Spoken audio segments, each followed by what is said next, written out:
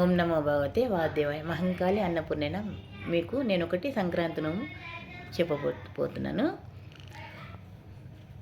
తులసి కొమ్మ, మల్లె కొమ్మ నోము.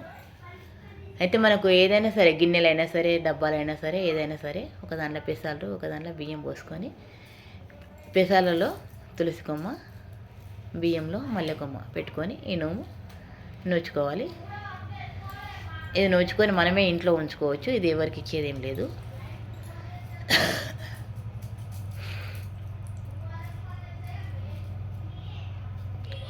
నేను ఈ వీడియో 2026 జనవరి 15న తీశాను.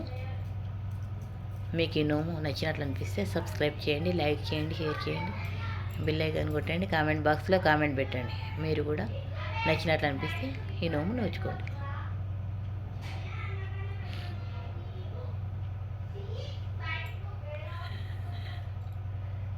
ఈ బియ్యము, పెసరపప్పు కొలతలు ఏం లేవు.